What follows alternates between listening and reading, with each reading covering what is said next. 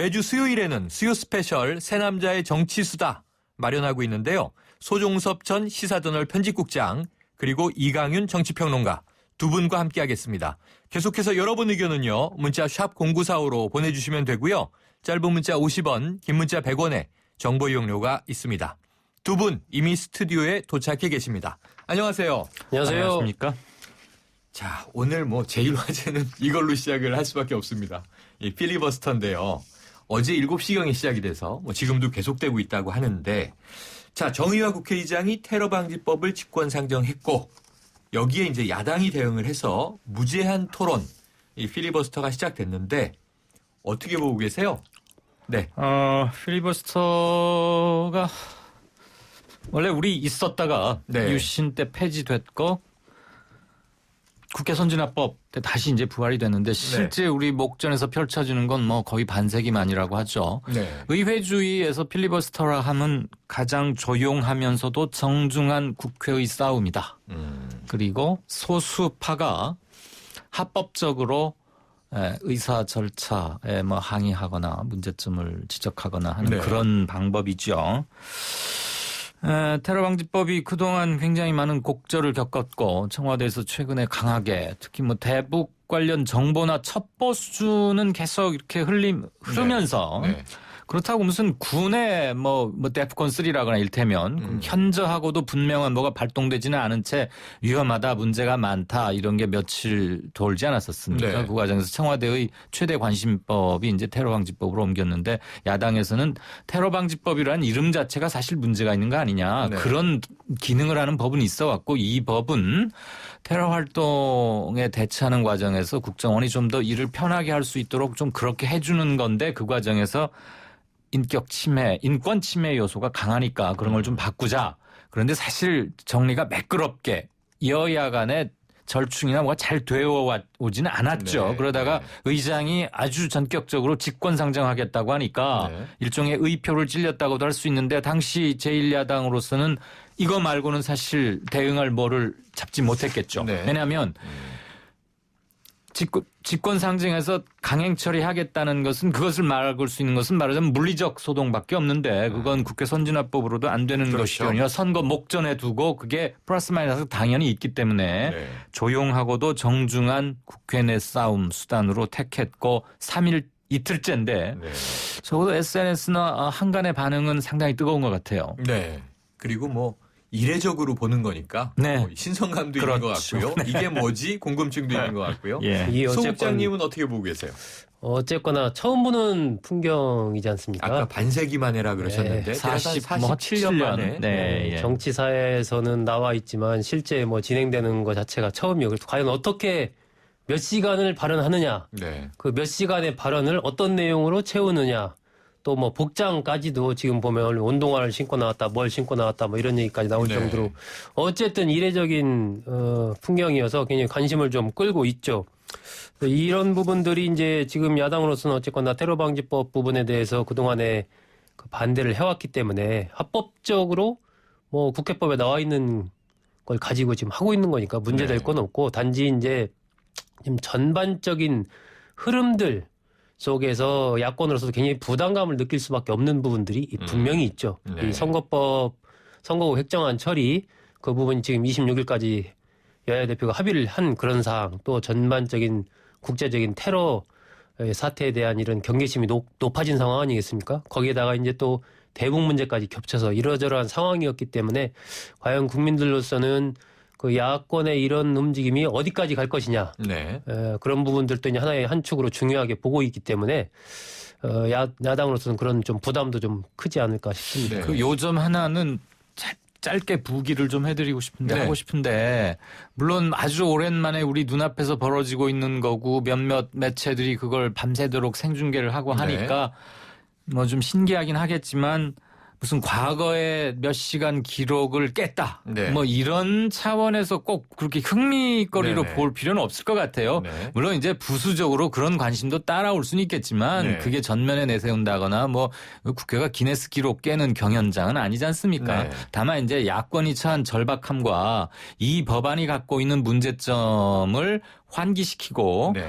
쟁점은 뭐다 이런 독소 조항을 좀 고쳐야 되지 않겠느냐라는 쪽에 유권자나 시민들이 관심을 갖게 된 점, 이 점에서는 야당이 일정 부분 소득을 올리고는 있다고 보고요. 네. 조금 전에 소국장도 얘기하셨습니다만 26일이 선거법 관련해서 여야가 의사 일정을 잡아놓고 있기 때문에 네. 그때까지 사실 하루 이틀은 뭐 이렇게 해도 의사 일정을 전문적으로 헝클어뜨리는 건 아닌데 중요한 것은 이런 필리버스터를 하는 것이 결국은 정치적 압력이 되어서 여와 야당에게 네. 다시 한번 재협상할 여지를 만드는 것이지 네. 누가 몇 시간을 깨고 물을 안 마시고 운동화를 신고 하는 것은 차라리 부차적인 것이겠죠. 네. 예. 자, 그런데 이제 하룻밤이 지나면서 우리가 포털에 실시간 검색어를 보니까요.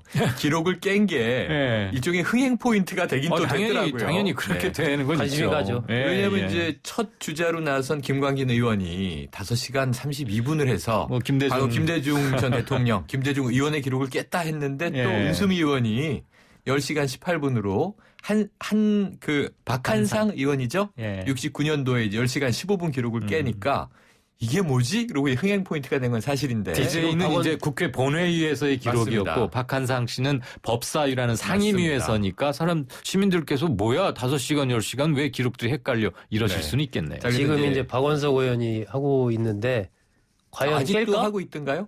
네, 박 의원 예. 아직 하고 있습니다. 계속 이어지고 네, 있군요. 아직 깰까? 이제 궁금증이 여성인 은수미 의원이 10시간 18분 했는데 박원석 의원은 그 넘어야 되지 않겠어? 뭐 제가 네. 오다 보니까 어떤 분 만났는데 그런 얘기 하던데 그러니까 우리 화제거리가 된 거죠. 이강윤 평론가께서 참 원론적인 중요한 본질을 말씀해 주셨지만 또 대중들의 관심은 뭐 다양하게 흘러가는 것 같아요. 예, 당연히 그리 가는 네, 걸 네. 이해하고요. 다만 본질이 그런 데 있다는 것도 함께 놓치지 말자라는 차원에서. 자, 중요한 거 하나 여쭤볼게요. 지금 양면성이 다 있는 필리버스터 행위가 벌어지고 있는 겁니다. 네. 그럼 이 소정석 국장님, 네. 이 야당이 필리버스터가 지금 진행되면서 이게 네. 26일 본회의 전에 마칠지 뭐 3월 10일까지 간다는 또 뭐 강경론도 나오고 있어서 지켜봐야겠습니다만 더불어민주당에게 혹은 야권 전체에게 이 역풍이 더 크겠습니까? 아니면 이 긍정적 효과가 크겠습니까? 지금부터가 문제인데요. 네. 저는 26일이 거의 데드라인이라고 봅니다. 내일 모레네요. 예, 그 정도까지 가면은 정말 많이 가는 것이다. 네. 그 넘어서까지 예를 들면 계속 간다면 그때는 또 다른 국면이고 이 선거법 자체도 엉클어질 가능성이 크기 때문에 네. 굉장히 그 부담이 커질 것이다. 뭐 그렇게 보고 있고요. 특히 저는 오늘 국민의당에서 그 주성용 원내대표가 일종의 타협점을 좀 아까 이렇게 제시했다고 하면서 나온 뉴스를 보니까 네. 저런 쪽에서 어떤 해결책을 찾을 수도 있지 않을까 여야가 그런 생각이 좀 듭니다. 그게 지난번에 이제 2013년에 여야가 합의했던 안이에요. 네. 일종의 이제 정보위원회를 전임 상임위원회로 해서 상설로 운영을 하는 겁니다. 네. 그래서 국정원의 활동 자체를 감시 감독을 굉장히 강화하는 상설로 운영하면서 그러한 안을 이제 국민의당이 중재안으로 냈는데 거기에 대해서 정의화 의장이나 원유철 원내대표 또 더민주당의 이춘석 원내수석 부대표가 다 그 안 괜찮다. 네. 검토해볼 만하다. 이러한 이제 첫 번째 반응들이 나왔거든요. 네. 그렇다면은 그런 부분들을 통해서 뭔가 좀 현재의 이런 출구를 좀 찾을 수도 있지 않겠느냐 하는 뭐 그런 생각도 좀 가져봅니다. 네. 자, 소종섭 시사저널 편집국장님 말씀이셨고요. 그러면은 지금 역풍과 이 네. 순기능 우리 이강윤 평론가님은 어떻게 보세요? 일단 어제 오늘 한간에 그리고 뭐 연령에 관계없이 지금 뭐 실시간 검색어니 포털 같은 데 봐도 이게 회자되고 있는 건 확실히 뜨거운 확인이 건 되지 사실이에요. 않습니까? 네. 그래서 테러 방지법이 내용이 뭔지도 알게 된 부수 효과는 이미 거두고 있다고 보고요. 네.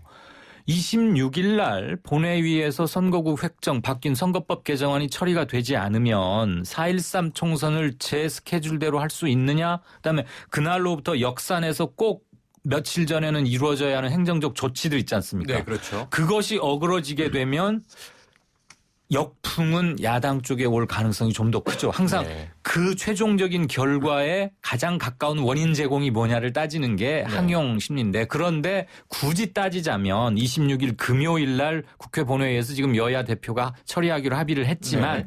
마지막 정말 이런 말을 방송에서 해도 되는지 모르지만 모가지까지 꽉 찬 마지막 네. 목까지 꽉 찬 마지막으로는 29일까지만 네. 이달 말일인 2일까지 국회 본회의를 통과하면 한 하루의 어김난도 없이 4.13 총선은 예정대로는 치를 수 있다고 네. 하니까 네. 아마 26일 날 전에 양당이 선거법을 처리하기 위해서 시도를 할 것이고 그렇다고 보면 선거법을 처리하겠다 원래 약속대로 의사일정을 처리하려면은 필리버스터는 당연히 중지가 되죠. 그 네, 순간 그렇죠. 필리버스터는 끝나버리는 거기 때문에 필리버스터 후 종료와 함께 테러방지법은 표결에 들어갈 수밖에 없어요. 그렇습니다. 국회법상. 네. 그래서 선거법 개정안과 테러방지법이 함께 처리될 가능성이 높은데 네. 만약에 더불어민주당에서 일시적인 비난을 각오하고라도 29일까지 한 하루 이틀 여유가 있으니까 네. 여당을 좀 더 압박해서 자기들이 원하는 쪽으로 확실하게 이를테면 국정원을 좀 더 제어한다거나 인권 보호적 측면을 강화하는 한두 조항을 가지고 밀고 당기기를 할 수는 있지만 그래도 29일은 못 넘길 것이다. 왜? 선거가 어그러져 버리면 돌아올 부메랑 비판은 더 크기 때문에 네. 그렇게 이게 자, 어쨌건 네. 우리나라 정치권이 이른바 약속, 뭐 특히 19대 국회 때 그런 일이 많지 않았습니까? 네. 합의했다가 다시 어그러지고 또 뒤집어지고. 재합의가 다시 또 네. 뒤집어지고 이런 모습들을 그 국회가 국민들한테 더 이상 보여주면 안 된다. 그러니까 여야 대표가 합의한 부분 지금이라도 지켜가야 된다. 올해부터라도 26일 날 선거법 처리하기로 했으면 어쨌든 그 지켜가야 됩니다. 네. 이 테러방지법 문제도 마찬가지로 어차피 지금 필리버스터를 해도 이건 시간을 늦출 수는 있지만 끝나면 표결을 그 다음 회기에 바로 표결을 하게 돼 있지 않습니까? 네. 어차피 이 문제에 대해서는 표결을 할 수밖에 없는 상황이란 말이 지금 네. 상정이 됐기 때문에 그러니까 저는 지금 아까 국민의당 안을 포함해서 여러 가지 좀 더 보완책을 마련해서 26일 날 같이 처리하는 것이 그나마 국민들이 보기에는 지금 조금 모양이 좋지 않나 뭐 그런 네. 생각이 듭니다. 자, 지금 청취자 여러분께서는요, 이 수요 스페셜 새 남자의 정치수다, 이강윤 정치평론가, 그리고 소종섭 시사저널 전 편집국장의 대담을 듣고 계십니다. 지금 뭐 필리버스터 얘기를 했는데 결국 두 분의 의견은 수렴하네요. 네. 이 야당 입장에서 빠르면 합의했던 26일, 늦어도 주말을 넘기고 29일 월요일 이 사이에 선거구 획정안은 처리되어야 한다. 그렇다면 이 필리버스터는 그 전에 자동적으로 중단돼야 되지 않겠는가. 네. 그리고 이제 말씀이네요. 국정원과 관련해서 잠깐 말씀을 드리고 싶은데 지금 이제 테러방지법이니까요. 예, 주 이제 더민주당을 포함한 야권에서 주로 국정원의 어떤 불신, 네. 믿을 수 없다. 과거 여러 가지 것들을 들어서 이제 그 얘기를 많이 많이 하고 있죠? 있는데 물론 이제 과거 역사를 보면 충분히 그런 얘기를 할 만하죠. 네. 하지만 저는 기본적으로 어쨌건 이 테러 대응이라는 부분에서 국정원이 중심이 되는 것은 또 어쩔 수 없는 그런 부분이 있는 것 아닌가. 네. 그렇기 때문에 국정원의 이른바 월권이나 잘못된 부분을 어떻게 보완할 것인가. 그쪽으로 논의의 초점이 가야지 국정원이 아니고 예를 들면 국민안전처다 다른 쪽이다 이렇게 했을 때 과연 이게 나중에 실효성 있는 정말 그 테러에 대한 대응이 잘 되겠는가는 또 걱정이 또 나올 수가 있는 거거든요. 네. 그렇기 때문에 저는 국정원으로 가되 국정원의 부작용, 국정원으로 감으로써 발생할 수 있는 부작용을 어떻게 하면 우리가 최소화할 수 있는가, 국민의 어떤 감시를, 국회의 감시를 효율적으로 할 수 있는가 이런 쪽으로 좀 뭔가 해결책을 찾아야 되지 지금 않나. 말씀 관련해서 이 필리버스터가 하룻밤을 꼬박 지내니까 오늘 오전에 정의화 국회의장이 한 말이 최근에 국정원장을 만났다. 네. 약속을 받았다. 믿어달라. 이번 테러 이 방지법 안에 한 3중 장치 정도 국정원의 전횡을 막을 방법이 있다. 이제 그렇게 얘기를 했더라고요. 그래서 총리실에 테러 대응 센터를 둬서 컨트롤하게 하고 그다음에 마냥 무고한 사안으로 이게 이 정말 어찌 보면 간첩이나 테러범 혐의를 가지고 있는 무고한 시민에게 이게 잘못 적용됐을 때 담당자를 가중처벌하는 또 가혹한 네. 그런 내용이 들어있다. 이런 이야기를 설명하던데요. 네, 네. 자, 그런 게 좀 장치가 될 수 있다고 보세요? 충분히 가능하다고 보고요. 네. 야당도 네. 국민의당도 일부 필리버스터에 참여는 했지만 이거 테러방지법 이 법 자체를 뭐 반대하는 건 아니고 일단은 지금 야권은 국민안전처에다 두자. 네네, 그렇죠. 사령탑을 그렇죠. 국정원으로 다 주는 건 좀 그렇다는 불안하다. 건데 거기에서 일단 여야가 크게 갈리는 거고요. 네. 야당이 이것을 양보하려면 즉 국정원 측에 넘기려면 체크할 수 있는 제도적 시스템을 한두 개 좀 더 만들어 두자. 네. 언제라도 보고받을 수 있고 모든 걸 기록으로 남기게 하고. 네. 그래서 지금 FI라고 금융거래정보 이런 것들은 문서로만 청구하고 문서로 받고 그거 자체를 열람으로 남기게 네. 하고 이런 점에서는 여야가 합의가 좀 됐어요. 네. 이게 지금 테러 방지법에 두 가지로 돼 있죠. 하나는 그냥 사이버 테러 방지법이고 네. 그냥 테러 관련인데 이 두 가지를 조금 혼용해서 생각하고 논란이 벌어지고 있습니다만 사실은 여야 입장 차이가 저는 그렇게 크다고는 생각지 않습니다. 네. 국정원에 두느냐 국가안전처에 두느냐 하는 문제는 네. 주관기관에서 기싸움 측면이 강하고요. 국정원으로 가더라도 어떠한 안전장치만 확실히 세운다면 저는 그 과정에서 타협점은 있을 수 있다고 봅니다. 왜냐하면 네. 이 법 자체를 반대하는 게 아니고 이 법 내의 독소조항이라고 주장하는 거에 대해서 의견을 몇 가지만 좁히면 되는데 가장 큰 압박 요인은 역시 선거구 획정안을 둘러싼 공직자선거법 네. 개정안 아니겠습니까? 네. 그리고 그 시험 날짜는 딱 정해져 있는 그렇죠. 것이고 본회의 의사 일정은 아무 때나 열 수 있는 건 아니잖아요. 네. 여야가 합의해서 만들어 놓은 거니까 그렇다고 보면 앞으로 오늘 내일 동안 진행될 필리버스터를 통해서 야권은 여당을 최대한 압박하는 그래서 자기들이 원하는 것을 최대한 많이 얻어내려는 것이지 네. 이거 자체가 목적이 될 수는 없죠. 네, 보니까 새누리당의 원유철 원내대표는요, 이 필리버스터를 중단하지 않으면 총선이 연기될 수 있다. 이런 또 이제 일종의 압박 발언이겠죠. 그렇죠. 역압박. 예. 그런데 또 김무성 이 새누리당 대표는 이 필리버스터를 막을 길은 없다. 막을 수 없다. 그런데 이게 야당에게 마이너스가 될 것이다. 이렇게 얘기를 했어요. 예. 지금 이제 여당의 반응은 어떻게 좀 그럼 아까 압박이라고 말씀하셨는데 네. 소 국장님 압박이 좀 반응이 될까요? 사실상 뭐 같은 얘기인데 뭐 일정한 효과를 거둘 수 있다고 봐야죠. 일단은 나오는 게 필리버스터 한다고 하면서 법안의 내용에 대한 토론을 하는 게 아니고 사실상 선거운동 하는 거 아니냐. 네. 이런 논리로 이제 새누리당에서 공격을 지금 하고 있거든요. 네. 그러면서 동시에 만약에 필리버스터를 멈추지 않으면 선거법 처리의 시기를 놓칠 가능성이 있고 네. 그렇게 된다면 총선이 연기될 수 있다. 그러면 총선 연기의 책임은 더민주당이 져야 된다. 이렇게 지금 이른바 감성적인 부분 하나 조금 더 이 제도적인 부분으로 이렇게 압박을 해가고 있는 거거든요. 네. 그리고 이제 이러한 압박과 함께 국민들로서도 이런 부분이 있는 거예요. 지금 좀 이렇게 불안하지 않습니까? 그렇죠. 여러 가지 북한에서도 계속 그렇죠. 강성 발언 쏟아내고 있고 또 경제 상황도 안 좋고 이러한 상황이기 때문에 국회에서 어떤 문제를 해결을 하나하나 해나가는 모습을 사실 국민들은 보고 싶은 거거든요. 그렇기 네. 때문에 이 테러 방지법과 관련된 여러 가지 논란에 대해서 국민들이 관심도 있지만 한편으로는 그러한 부분이 장기화되는 거에 대한 피로감이 또 있는 겁니다. 그렇기 네. 때문에 더민주당으로서도 새누리당의 압박뿐만이 아니고 이런 전반적인 총선의 환경적인 측면에서 봤을 때도 이 문제를 길게 끌고 가는 것은 결코 전략적으로도 제가 보기엔 좋지 않다. 그렇기 때문에 아까도 말씀드렸지만 26일을 디데이로 삼아서 그날은 같이 처리를 하는 게 저는 여러 가지로 좋다. 네. 그렇게 봅니다. 자, 여러분께서는 지금 수요 스페셜 새남자의 정치수다 듣고 계신데요. 소종섭 전 시사저널 편집국장, 이강윤 정치평론가와 이야기 나누고 있습니다. 자, 3부는 여기까지 듣고요. 4부에서는 이제 공천 이야기로 넘어가 보겠습니다.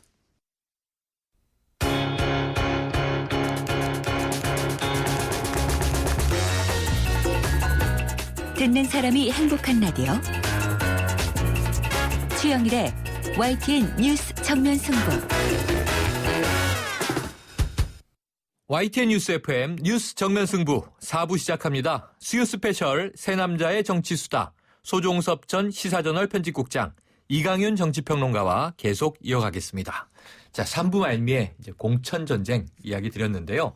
우선 아까 필리버스터라는 지금 돌발 변수가 튀어나와 있긴 하지만 두 분 모두 26일이든 29일이든 선거구 획정안은 처리될 것이다. 그래야 이제 4.13 총선을 치른다. 이 야당이 그 역풍까지 감당하고 회기 말까지 필리버스터링을 이어갈 가능성은 희박하다. 이렇게 전망해 주셨으니까요. 네. 선거구 획정을 전제로 하고 여야 합의가 나왔죠? 예, 지난번에 지역구가 나왔죠. 바뀌었죠? 네. 300석은 그대로 유지하지만 지역구가 7석 늘어나서 253석. 네. 그만큼 비례대표가 줄어들어서 47석 이렇게 확정을 했고요. 가장 많이 늘어난 곳은 이제 경기도가 네. 8곳 늘었죠. 또 가장 많이 줄어든 곳은 경상북도 2곳 네. 줄어들었고 전체적으로 특이한 점은 역시 수도권이 서울 인천에서 하나씩 늘고 그러면서 10석이 늘었다. 수도권에서. 네. 지금 112석이었는데 122석이 됐죠. 아직 이제 최종적인 것은 그 중앙선거관리위원회 산하에서 선거구 획정위원회에서 이제 구체적으로 정하게 되는데 네. 그 인구 기준을 지난해 10월 말로 잡았거든요. 상한 네. 28만 명, 하한 14만 명 네. 그렇게 잡았고 시군구 같은 경우에 원칙적으로는 분할이 안 되지만 예외적인 경우에 시군구 분할도 허용을 하는 것으로 네. 그렇게 돼서 경우에 따라서는 같은 시군이지만 선거구 자체가 달라지는 그런 경우도 발생할 수 있을 것으로 보입니다. 네. 그래서 지금 뭐 내용을 들여다보면 좀 복잡하게 분구도 있고 합구도 있고. 네, 대표적인 게 네. 서울 중구겠죠. 네. 중구는 14만 미달돼서 없어지는데 아하. 성동 갑을로 이렇게 조금씩 쪼개가지고 아. 중구의 어느 쪽은 성동 갑으로 갑이고. 붙고 그래서 선거구 이름도 어렵고 복잡해요. 네. 중 가운데점 성동 갑을 아하. 이러니까. 중성동갑, 중성동. 네. 그리고 서울의 대도시뿐만 아니라 지방에서는 그런 일 굉장히 더 그럼 많죠. 지금 중구에서 뛰고 있던 예비 후보들은 어떻게 하나요? 그 선택을 중에서 해야죠. 골라야죠. 옮겨가야 되는 네. 거예요? 네, 둘 중에 선택을 해야죠. 강원도 같은 경우도 홍천, 횡성, 네. 황영철 의원 지역구인데 양쪽으로 쫙 쪼개졌습니다. 홍성은 이쪽으로 붙고 횡성은 이쪽으로 저쪽으로 붙고. 붙고. 예, 네. 뭐 그런 곳이 이제 특히 농촌 지역 중심으로 여러 곳 생기다 보니까 강원도는 특히 이번에 보니까 좀 특이해요. 5개 시군을 합친 선거구가 탄생할 가능성이 있어요. 5개. 아하. 철원, 화천, 인제, 양구, 고성. 이게 하나의 선거구가 되는 아. 겁니다. 지금 네. 봐서는. 그리고 이제 뭐 이 영서, 영동이 굉장히 문화가 다르지 않습니까? 태백산맥을 기점으로 해서. 맞습니다. 그런데 선거구는 또 영서와 영동을 합친 거. 그렇군요. 이런 선거구가 또 한 2개 정도 탄생할 속초 가능성이. 인제 양양이 지금 속초 양양이 이렇게 없어지면서 네. 주문진이 없어지면서 태백산맥 너머 쪽과 합쳐놓으니까 네. 우리가 영동 영서는 날씨도 다르지만 말투도 좀 그렇고 사람들 정서 생활권이 많이 다르지 않습니까? 네네. 현지에서는 그것을 굉장히 크게 받아들이고 있더라고요. 그렇겠네요. 네. 뭐 전국적으로 따지다 보면 어쩔 수 없지만. 네. 그럼 이제 지금 현재 말씀하신 대로 실질적 선거구의 경계를 획정하는 작업. 이게 선관위가 하고 있는 거죠? 예, 그렇습니다. 그렇죠. 선거구 획정위원회에서 이제 그걸 정리를 하게 됩니다. 네. 게리맨더링 우려가 계속 얘기되고 있었는데 가능성은 없을까요? 그 부분이 일단 열어놓은 거죠. 시군구 분할을 예외적으로 허용을 하겠다라고 했기 때문에 그것에 따라서 이제 그렇게 갈라질 가능성이 있는데 그걸 뭐 최소화하려고 제가 노력은 좀 하겠죠. 네. 그게 지금 여야 4대 4로 돼 있기 때문에 합의가 쉽지는 않을 건데 위원회가요. 네네. 이거 역시도 막판에 몰려 있고 14만 명에서 28만 명이 기준 아닙니까? 하한선과 상한선이 14만이 안 되면 일단 없애야 되는 거고 그렇죠. 28이 넘으면 쪼개야 되는데 그렇죠.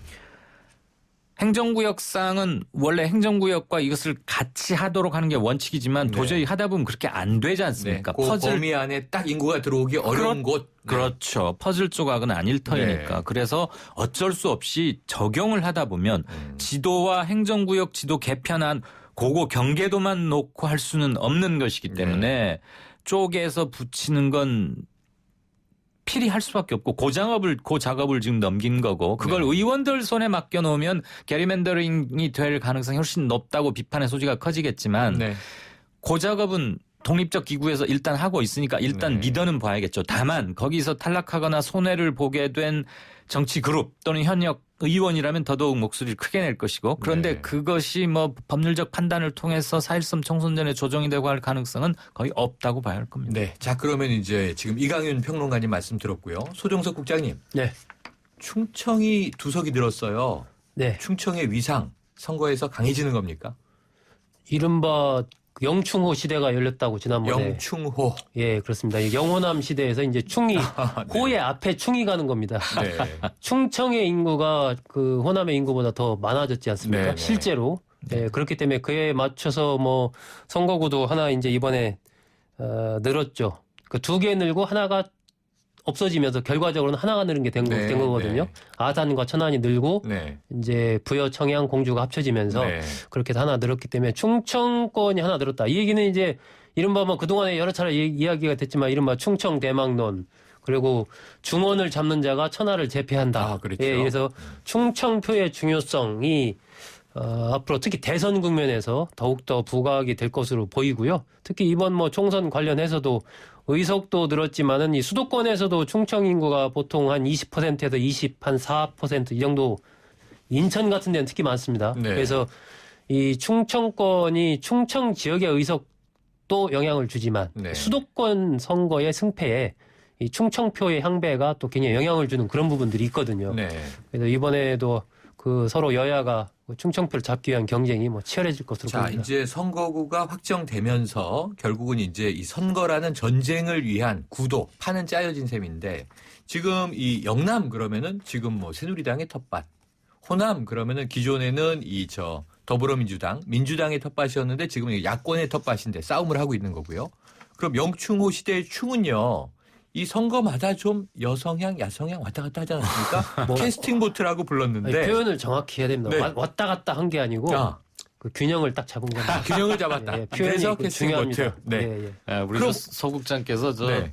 그쪽에 출마도 한번 뜻도 가지고 계신 바가 있어서 아니 뭐 기왕이면 그런 표현이 제 맞긴 고향이 한데 그렇죠. 예. 네. 제가 좀 주의하겠습니다. 의석이 네. 인구 비례로 대표성이란 차원에서는 당연히 그렇게 된 게 맞고요. 네. 충청이 호남보다 인구가 많아진 건 벌써 성장한 몇 년 전부터 거니까요. 했으니까. 그리고 가장 기본적으로 표심은 정확한 의석에 반영되어야 하고 의석 배분 역시 인구 비례에 맞게 해서 너무 당연한 거니까 만시지탄이라는 점은 있고 의석이 한둘 충청이 좀 늘어났다고 그래서 뭐 영충 혹은 영어충이건 호칭 순서는 저는 관여하고 싶지 않고요. 다만 그 전부터 충청 지역의 표심이 캐스팅 버튼으로 세웠던 것은 명확하죠. 네. 노무현 후보가 당선될 때도 행정수도 건설이 결정적이었고 그 4년, 5년 뒤에 치러졌던 지난번 2012년의 대선에서도 결국 그 원안을 지켜냈던 박근혜 후보에 대한 믿음 이런 것들이 충청표에서 박근혜 후보 손을 들어줬던 거 아닙니까? 그래서 뭐 이번에 한두 석이 늘었다고 그래서 갑자기 충청의 캐스팅 보트 역할이 더 커졌다고 볼 수는 없고 네. 정체성이라기보다는 인구 비례에 맞게 재의석을 갖게 됐다라는 점이고 보다 더 중요한 건 충청 정치의 아이덴티티가 무엇인지 아까 지금 왔다 갔다냐 이쪽은 균형자냐라고 균형자 했는데 사실 그게 어휘의 차이라기보다는 당신의 정체성은 무엇이냐 아하. 충청도 사람들이 표현하고 싶은 정치적 욕망은 뭐고 욕구는 뭐고 무엇을 통해 어떻게 반영시키려고 하느냐에 대한 자기 질문이 먼저 앞서면 해결된다고 봅니다. 아, 그렇군요. 자, 지금 이제 이강윤 평론가님 말씀이셨고요. 충청이 이번에 눈에 들어오는데 그래 뭐니 해도 선거구 획정에서 아까 말씀하셨지만 8석이 늘어난 경기 예. 그리고 서울 한석, 인천 한석 수도권이 10석이 늘었는데 거의 뭐 전체 지역구의 절반에 가까운 수입니다. 122석인가요? 예, 그렇습니다. 그러면은 이 지금 수도권 전쟁 지금 여야 격돌에서 여러 가지 변수들이 나오고 있는데 그렇죠. 소국장님 네.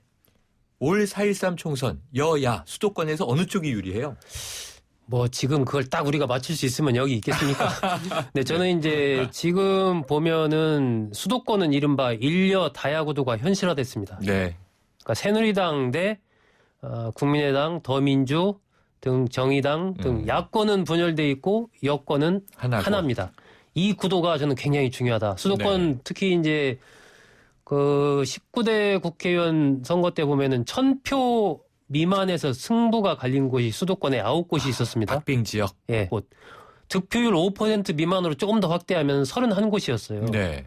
그렇다면은 전체적으로 거의 한 4분의 1 정도가 득표율 5% 밑에서 미만에서 승패가 갈립니다. 네. 그런데 지금처럼 이렇게 일여 다야구도라면 지금 국민의당 후보가 보니까 못 얻어도 대략 한 5%에서 7% 정도는 못 얻어도 네. 그렇게 지역구마다 조금씩 가고 있는 것 같아요. 보수적으로 잡아서. 예, 그 정도 표면은 그것도 어쨌든 몇천 표 아니겠습니까? 네. 이 정도 표면 승패를 가르는 겁니다. 그렇기 때문에 그 문제가 앞으로 어떻게 될 것인가. 물론 이제 중앙 당 차원에서는 연대는 없다라고 하지만 네. 그 해당 지역구 차원에서 후보들 간 연대가 있을 수가 있지 않습니까?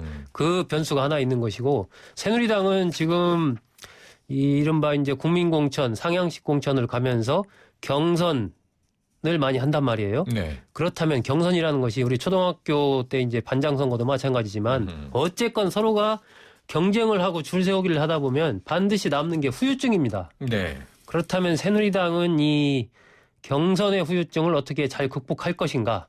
이런 부분들이 하나의 이제 구도적으로 봤을 때는 굉장히 중요하지 않나 그렇게 봅니다. 자, 이제 여야 안으로 한번 들어가 볼게요. 지금 새누리당이 공천 신청자를 대상으로 이제 면접 진행하고 있지 않습니까? 네. 지난 주말에 시작이 돼서 벌써 이제 반주 정도 갔는데 김무성 대표와 이한구 위원장의 이 기싸움, 갈등 계속되고 있어요. 네. 이번엔 보물론이에요. 보물론. 예. 보물섬도 아니고. 네, 이 평론가님 이거 어떻게 된 겁니까? 이한구 위원장이 사람들 직접 만나 보니까 야, 저 사람 참 탐난다. 그런데 당내 기존 룰의 예비고사 방법에 맡겨 놓으면 틀림없이 지명도도 떨어지고 조직도 약할 테니 예비고사에서 탈락할 것 같은데 네. 저 사람은 참 탐나니까 보물이다. 그 말은 국회에 들여보내고 싶다는 얘기잖아요. 네. 공천관리위원회 힘이 그 정도는 되는 거 아닙니까? 그때 왜 시도 광역별로 한 군데에서 세 군데까지는 하고 싶다고 했잖아요. 그리고 그랬죠, 그건 그랬죠. 자기의 합법적인 권한이라고도 말을 맞습니다. 했고. 그리고 이분이 뭐 국회 경력도 있고 쌓아온 경력을 봐서도 알 수 있고 뭐 인터뷰해 보셔서 잘 아시겠지만 한 대꼬챙이 하십니다. 맞습니다. 네, 맞습니다. 그리고 아주 자기 그 주관과 자존심이 강해서 네. 전윤철, 김종인, 이한구 셋이 이렇게 하면 누구 우열을 가리기 힘들 정도로 대꼬챙이들이신데 네. 관철할 거예요. 그래서 아하. 저는 다는 아니겠지만 네. 그리고 이 과정에서 김무성 대표와 어떻게든 내상이 벌어지겠지만 이미 공천관리위원회는 네. 어쨌거나 친박 쪽이 숫자가 많습니다. 그래서 일부는 분명히 관철될 걸로 봅니다. 보물 인재들을 관철할 것이다. 네, 다만 그럼, 이제 네. 이한구 대표의 눈에만 쏙 드는 보물이었어야 되겠습니까? 네. 네. 많은 사람들이 수긍할 수 있어야겠죠. 네, 그러면은요, 소 국장님, 네. 지금 김무성 대표는 이 보물론에 대한 입장이 어떻게 나왔어요? 김무성 대표가 그런 얘기를 했죠. 제 눈에만 보물이지 지역구 내려가면 지역구에서 보물이냐? 바로 반론인데요. 네. 이런 얘기를 김무성 대표가 딱 했습니다. 네. 그 얘기는 결국 이제 이한구 위원장이 어떤 그걸 잘 못 믿겠다는 거죠. 결국은 그러니까 중립적인 위치에서 정말 하나의 공관위원장으로서 당의 승리를 위해서 중립적으로 어떤 걸 하기보다는 사실상 친박의 입장에 서서 지금 전략 공천을 하겠다는 것 아니냐. 네. 이러한 생각을 강하게 지금 김무성 대표는 그런 의심을 가지고 있기 때문에 이한구 위원장이 여러 가지 이런 부분들이 이른바 그냥 순수하게 봐지지가 않는 것이죠. 네. 그리고 특히 지금 이제 이른바 우선 추천 지역에서 그 대구 경북 지역이라든지 강남 지역이라든지 이러한 이른바 새누리당이 굉장히 강한 세를 보이고 있는 이런 쪽에다가 우선 추천 지역을 적용할 경우에 네. 이한구 위원장 말대로라면 거의 한 20곳 정도 된단 말입니다. 네. 그렇게 지금 TK와 이 수도권 강남 쪽만 해도 그러면은 이제 김무성 대표로서는 어쨌건 가장 김무성표 브랜드로 내세워왔던 상향식 공천, 네. 국민 공천 이 부분이 이제 할 말이 없어지는 상황이 되기 때문에 강하게 거기에 대해서 태클을 걸 수밖에 없는 것이고 하지만 지금 이제 야권에서 더민주와 국민의당에서 어떤 강한 물갈이를 지금 쭉 밀어가고 있기 때문에 네. 이런 흐름을 새누리당이 나몰라라 하기도 쉽지 않은 게 사실입니다. 네. 그래서 아마 저는 적절한 그 어떤 숫자를 이한구 위원장 말대로 뭐 50석 이렇게까지는 어려울 거고요. 결국은 한 20석 남짓한 어떤 그런 쪽에서 서로가 좀 타협을 보지 않을까 뭐 그런 생각이 그리고요. 듭니다. 네. 짧게 덧붙이자면 김무성 대표도 우리가 교통정리 정도는 할 수 있다. 네. 어떤 사람이 어디에 꼭 필요하면 꼭 그 자리는 아니더라도 그 사람을 최대한 반영하기 위해서 교통정리를 할 수 있다. 그러니까 공관위는 당 대표를 완전히 무시해버리거나 네. 바지적으로 취급하고 이렇게 하지 말고 서로 간에 기본적인 룰을 지켜가면서 하자라는 톤이 네. 밑에는 깔려 있거든요. 네. 그리고 자, 이게 보면은 야권의 흐름과 굉장히 밀접한 관련이 있는 게 예.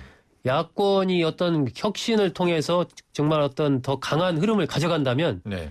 새누리당이 그동안에 이렇게 서로 싸우는 것은 사실 야권이 지리멸렬했기 때문에 우리가 싸워도 우리가 이긴다. 그랬죠. 그래서 이제 서로 밥그릇을 자신감이 놓고 싸우는 거 있었는데. 아니겠습니까? 그런데 싸우다 보니까 상대가 자 이렇게 가다가는 상대가 이기게 생겼거든요. 네. 그러면은 그때는 이게 바로 봉합이 되겠죠. 그렇군요. 자, 이제 오늘 제일 핫한 소식은 이겁니다.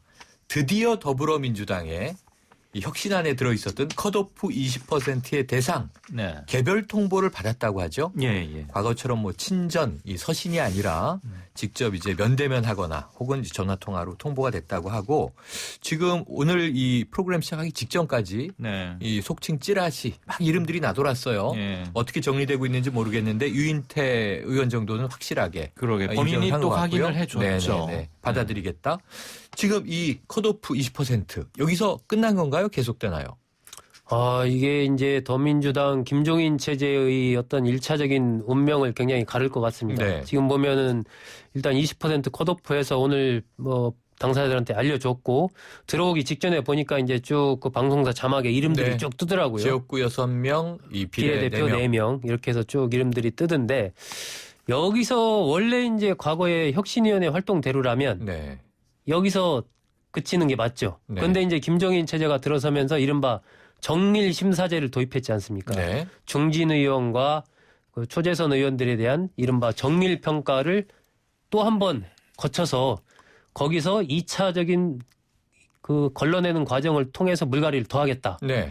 이렇게 지금 선언을 하고 그 진행을 하고 있는 상황이기 때문에 네. 이번 10명은 이제 시작이고 앞으로 뭐 더 추가로 돼서 뭐 한 40% 50%까지 물갈이가 갈 가능성이 높죠. 네. 정확하게 말하자면 오늘 지금 뭐 일부 돌고 있고 자막으로도 나오고 보도 보신 분들은 아시겠지만 유인태, 임수경, 김현, 송호창 등등 거론되는 거 거의 확실하지 않습니까? 네. 오늘 알려진 10명은 엄밀히 말해서 김종인 컷오프하고는 무관한 사람들이에요. 네. 이전에 심사해놓은 거 시스템에 의해서. 네, 11월 10며칠까지 해서 다 해놨던 거를 그동안 당 당내 사정 때문에 발표만 못하고 네. 은행 캐비넷 속에 넣어놨던 거를 꺼낸 거고 이것과 무관하게 오늘 발표된 10명은 탈당자들 포함해서 기존 룰대로 한 거고 김종인 대표는 요거 가지고 안 되겠다. 도덕성도 좀 보고 전문성도 보고 해서 추가로 걸러내겠는데 재선까지는 뭐 30%, 네. 3선 이상 50% 하겠다니까 이제부터 또 남은 거죠. 네. 자, 지금 뭐 정확히 나와 있는 명단을 불러드릴게요. 자, 지역구 의원 문희상, 오선 의원입니다. 신계륜, 유인태, 노영민, 송호창, 전정희. 네. 이렇게 6명이 이제 지역구 현역들이고요. 비례의원들은 김현, 임수경, 백군기, 홍의락 이렇게 4명에서 총 10명인데 오늘 나눈 얘기를 토대로 해서 앞으로 좀 잘 지켜봐야 될 것 같고요. 네. 시간이 없어서 오늘 못 다뤘는데 예. 국민의당 공천은 어떻게 될지도 아주 궁금해요. 이제 다음 주에 한번 얘기를 나눠보죠. 자, 참고로 현재 정의당 박원석 의원은 필리버스터 계속 진행 중이라고 합니다. 네. 자, 오늘 이 소종섭 시사저널 전 편집국장 이강윤 정치평론가 두 분 말씀 감사합니다. 감사합니다. 고맙습니다.